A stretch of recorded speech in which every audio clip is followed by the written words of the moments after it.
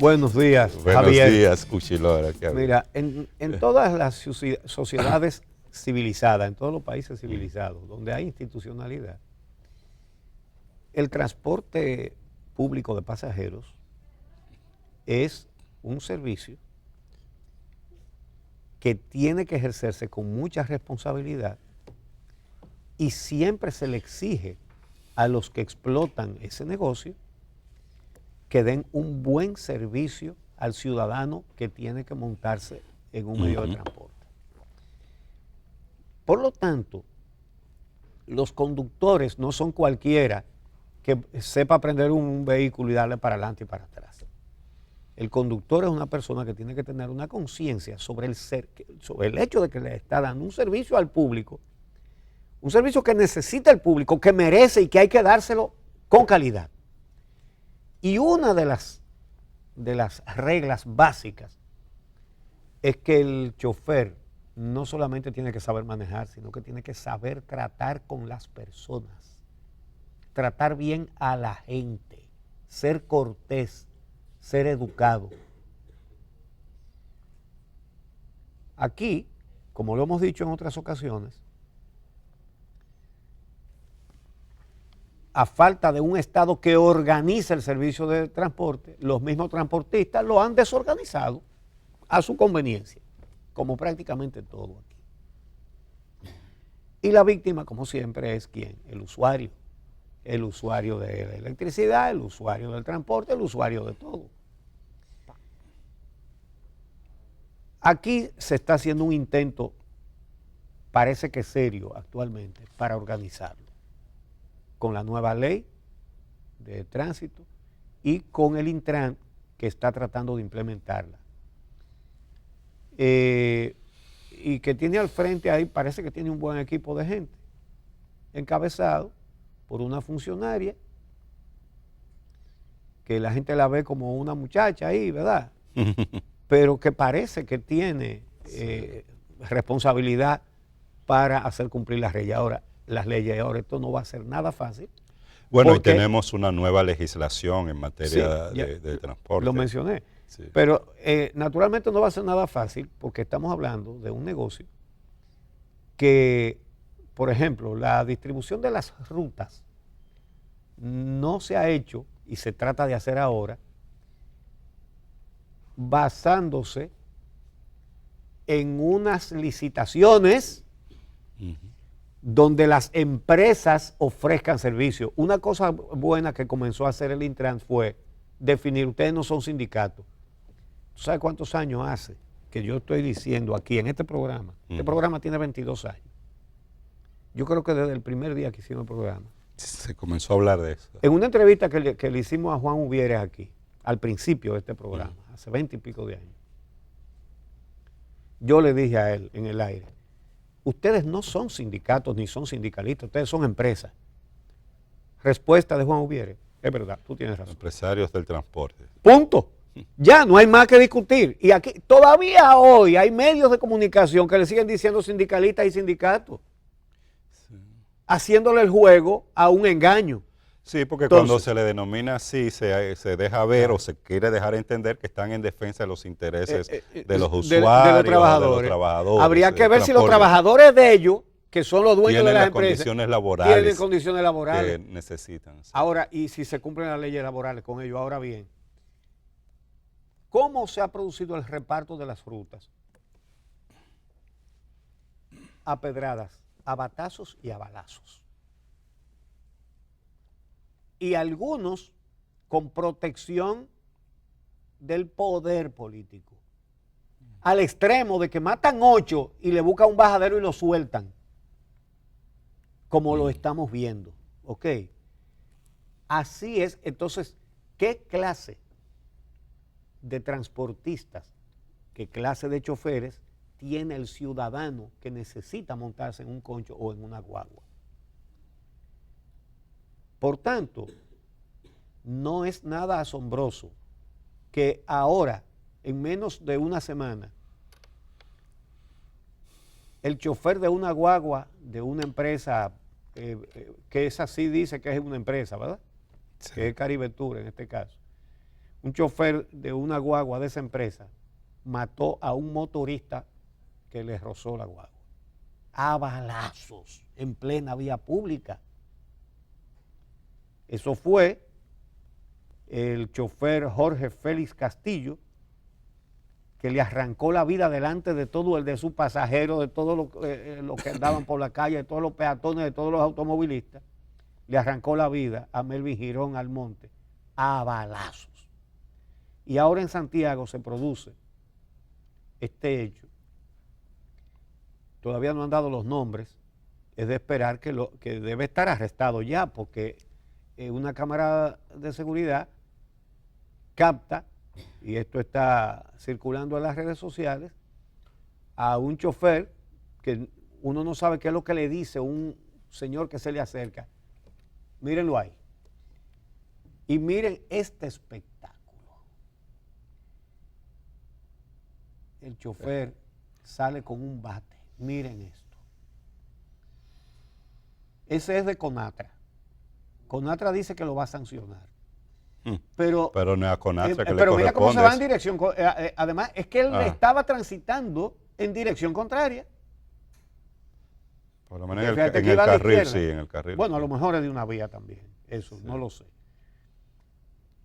Pero esta bestialidad, esta salvajada, ¿tú te imaginas que un individuo que hace eso tiene la seguridad y la vida en sus manos de los que usan ese servicio? Transporte público. Es decir, la población, por eso es que hay gente que hace cualquier cosa por comprar hasta un motor, porque ponerse en manos de estos especímenes. Y estos dos casos ocurren, como tú decías, en menos de una semana.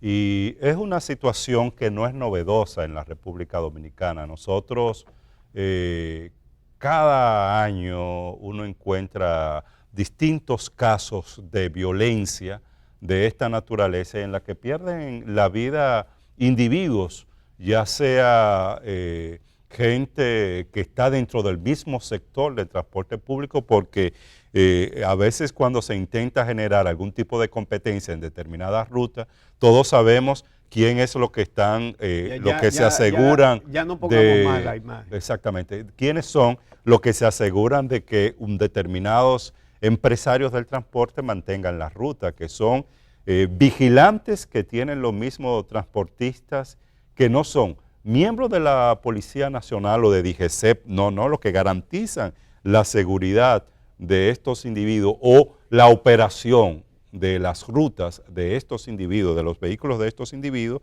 son grupos armados, ya sea con armas de fuego, armas blancas, con bates, palos, etcétera, etcétera, los que están en las esquinas asegurándose de que determinados transportistas puedan mantener su ruta. Mira, Uchi, este es un problema muy serio en el país. Aquí se habla desde hace mucho tiempo de la necesidad de resolver el problema del transporte público en la República Dominicana. Y se toman iniciativas puntuales. Ha habido iniciativas relacionadas con mejorar el transporte público, ya sea mediante guaguas, con el caso de primero Onatrate, después ONSA, pero no ha habido forma de que esto pueda brindar un servicio de calidad a los ciudadanos. Más recientemente, con el tema del metro, con el tema de teleférico, pero esto no son soluciones que tiendan a resolver las necesidades que en términos generales tienen los ciudadanos, porque muchos de estos transportistas o estos empresarios del transporte que tienen las principales rutas del país, que la concentran, y de las principales ciudades, ellos entienden que en su negocio y en su ruta no puede entrar nadie, ahí no entra el Estado, es un espacio que ellos controlan de manera absoluta, que se entienden dueño total, y por eso suceden hechos de esta naturaleza. Y son rutas que operan de manera monopólica, rutas en condiciones de mucha precariedad, porque estamos hablando de servicios que son malos, servicios que son lentos, caros además, porque lo que tiene que invertir un ciudadano en pagar pasajes en rutas que son cada vez más acortadas, porque por voluntad misma de los propios empresarios del transporte, ellos deciden amanecer un día o aumentando el pasaje o acortando la ruta. Y ahí entonces los que se afectan son los propios ciudadanos. Pero por más esfuerzo que tú señalas, que se viene haciendo en el país e instituciones como la Intran, todavía parece ser que a estos sectores no se puede llegar, es muy difícil llegar. ¿Qué es lo que pasa? Creo que esa funcionaria es eficiente y parece tener buenas intenciones. Ahora, ella está por debajo del poder político. Sí. Y el poder político, al poder político le gustan más los dueños del transporte que maltratan al pueblo que el pueblo. Para ellos son más importantes los que maltratan al ciudadano. El ciudadano no vale nada. El ciudadano el día de las elecciones usted le da 1,000 pesos o 500 pesos y ya, y le da se su resuelve, voto. se consigue el voto. Esa no es mi preocupación, dirán ellos. El ciudadano, o le doy un abanico, o le tiro un puerco, o un pollo, y me va del voto. No. Le gustan los que han hecho eso que hemos visto, y hemos visto tantas veces en la calle. Los que andan dando batazo y balazo. Los que han desorganizado el transporte para su conveniencia a base de balazo y de batazo. Esos son los que le interesan a nuestros partidos políticos. Y búsquenlo, ahí están, en el Congreso. Ellos lo postulan. Y lo sacan de la cárcel también cuando cometen crímenes. Eso es lo que hace el poder político aquí. Entonces, que haya una institución que está haciendo esfuerzo, una funcionaria que está haciendo esfuerzo, pero ella no es más poderosa que los que están causando eso que vemos y eso que hemos visto ahora también. Ella no tiene más poder que ellos, porque aquí el poder no lo tiene la ley. Eso es lo que pasa aquí. Por eso existe un transporte con esas características, donde la gente está a expensas de, óyeme, bestias.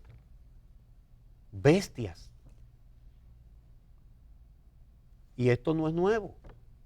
Esto tiene demasiado tiempo así y no hay ningún tipo de voluntad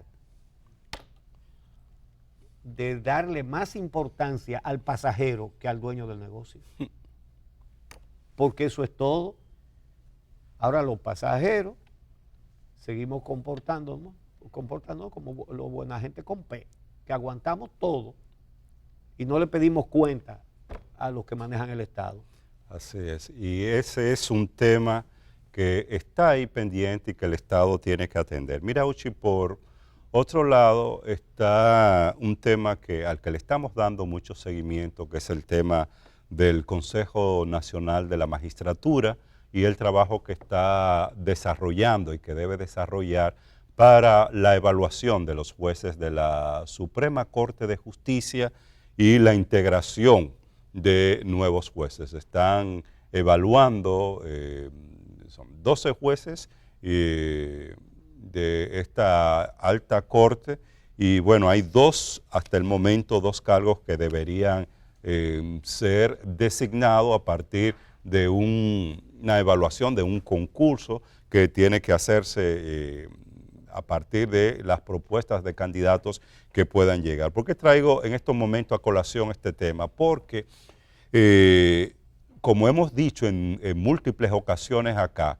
uno de los problemas serios que tenemos en la República Dominicana con relación al tema de impunidad, de falta de una lucha efectiva contra la corrupción o de una justicia que efectivamente funcione, precisamente tiene que ver con la composición de la Suprema Corte de Justicia y la necesidad de hacer de este un órgano que sea realmente autónomo, un órgano que sea realmente independiente y que por tanto corresponde a la ciudadanía vigilar y presionar ante el Consejo Nacional de la Magistratura para que el proceso de selección y de evaluación de los jueces de esta institución se haga apegado a una serie de criterios y de principios que garanticen esta autonomía.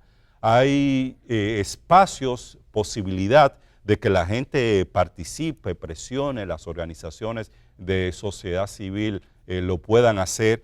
Uno de ellos tiene que ver con la presentación de candidaturas, primero para estos cargos que deben ser designados. Hasta el momento se habla de que han sido propuestos alrededor de 32 candidatos, pero hasta el 28 de este mes de febrero, la ciudadanía tiene la posibilidad, o las instituciones, las organizaciones de sociedad civil, de presentar candidatos al Consejo Nacional de la Magistratura, y ojalá ese espacio se pueda aprovechar para que desde las universidades, desde las organizaciones de sociedad civil, puedan llegar una serie de hombres y de mujeres que reúnen las condiciones profesionales, las condiciones morales y la independencia necesaria como para ser parte de esta alta instancia, de esta alta corte. Pero al mismo tiempo, uno de los espacios que se ha abierto de participación es la posibilidad de que se puedan objetar aquellos miembros de la actual Suprema Corte de Justicia que están en proceso de evaluación. Y en la página web del Consejo Nacional de la Magistratura se ha ido colocando la supuesta evaluación de desempeño que se ha hecho a los jueces.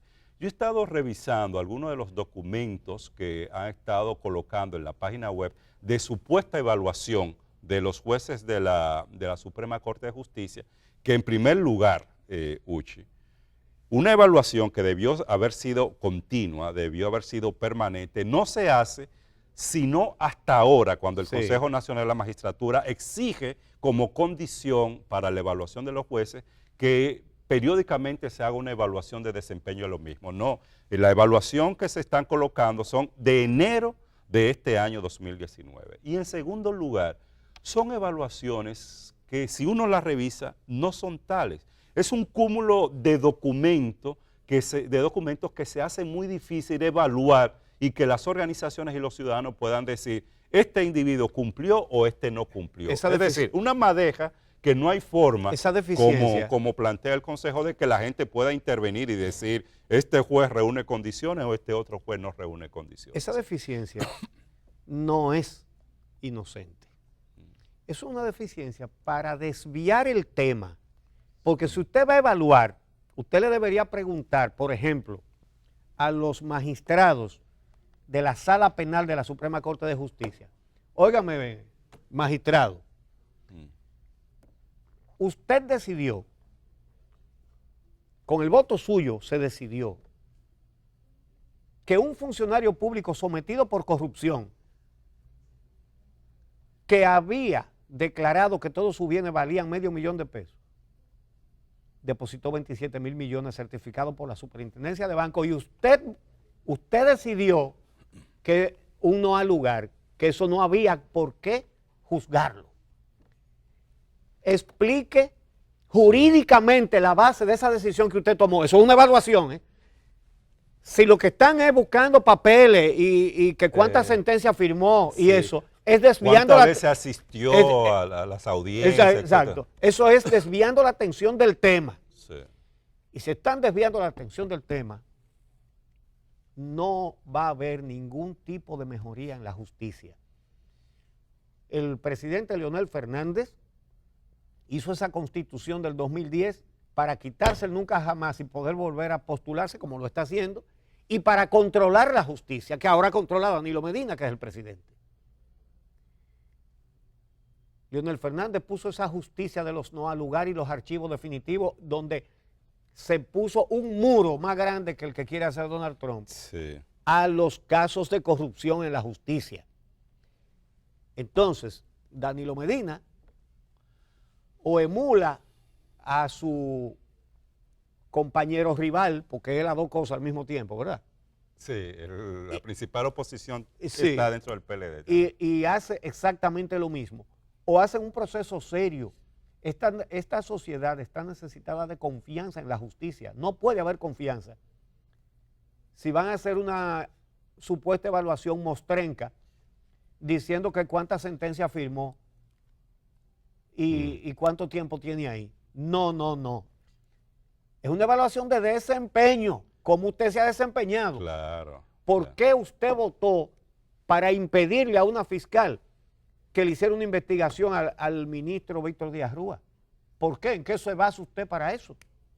Explíquelo, para que aprendamos de usted todos, ¿verdad? Sí, ¿sabe qué? Ahora, si eso no se va a tocar, entonces el juego de la manipulación de la justicia se va a empatar entre Leonel Fernández y Danilo Medina. La reforma del 2010 se hizo para, supuestamente, tú recuerdas aquellos discursos de que uno de los propósitos era blindar el estado de la corrupción, y al final lo que pasó fue que se blindó a los corruptos de la justicia. Garantizando la impunidad. Al final. Mira, tenemos que hacer...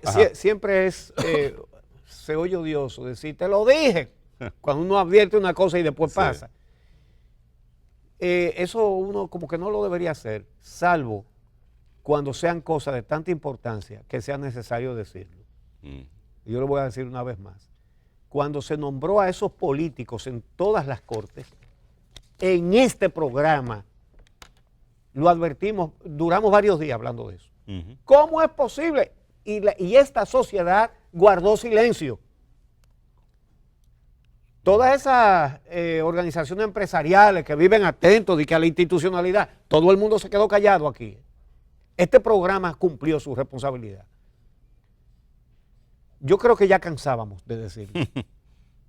Diciendo, pero ¿cómo es posible que hayan puesto cuadros políticos en la Cámara de Cuentas, en la Junta Central Electoral, en el Tribunal Superior Electoral, en la Suprema Corte de Justicia, sobre todo en la Sala Penal, que es la que tiene que ver los casos de corrupción? No, desde antes. En el Tribunal Constitucional. Sí. Todo lo llenaron de militantes políticos dependientes. Todo eso se veía venir desde el mismo momento en el que la reforma constitucional permitió que en el Consejo Nacional de la Magistratura se integrara el Procurador General de la República, designado por el presidente, que era un voto más que daba la posibilidad de que el que tenga el control del Poder Ejecutivo controle el Consejo Nacional de la Magistratura y designe entonces a los jueces en las distintas cortes que el presidente entienda. Ahí estuvo el origen del problema. Es una vergüenza, Javier, que esta sociedad guardara silencio cuando el presidente Leonel Fernández hizo que se aumentara el número de miembros del Consejo de la Magistratura a 8, absurdo, un número par, para integrar al procurador que lo nombra él. Claro. Y así garantizó como mínimo un empate 4-4 para defender sus intereses. ¿Qué pasa? Y entonces puso que en caso de empate, entonces nada más hay un voto, el del presidente. Sí. Mira, es decir, el Poder Ejecutivo tomando la atribución de decidir quiénes forman el Poder Judicial. Gravísimo. Y nosotros nos desgañitamos aquí en este programa. Pero esta sociedad, hay que decirlo, guardó silencio. Y estoy hablando de todas las organizaciones empresariales, profesionales, la prensa, hay que decirlo. Sí. La verdad es que aquí hubo silencio y estamos pagando las consecuencias de ese silencio y quieren seguir haciendo lo mismo. Y la sociedad sigue callada. 7 años después, sí, seguimos pagando las consecuencias. Mira, Uchi, tenemos que hacer una pausa. Ya está con nosotros Delia Ferreira Rubio, que es presidenta de Transparencia Internacional. Muchísimos temas interesantísimos que dialogar con ella. El tema de la corrupción en la impunidad, cómo impacta en las sociedades en términos de su democracia, y una cosa muy interesante, términos sociales, etcétera, etcétera. Y una cosa interesantísima en este momento, en que se están tomando decisiones sobre el método de votación, porque ella, que es argentina, se opuso a la implementación del voto automático en Argentina, y tiene razones que han probado ser muy valederas, porque lo que se está señalando es que el voto electrónico, el voto automático, identifica el voto de cada uno. Pueden saber por quién votó usted. ¿Sabe usted lo que eso significa, verdad? Bueno, en un país donde hay tanta ayuda social. Y además de que no ha sido tan efectivo tampoco. Hay ejemplos. En el Congo duraron 14 días para saber el resultado. Entonces, ojo pelado con el voto ese automático. Regresamos con Delia Ferreira Rubio, presidenta de Transparencia Internacional.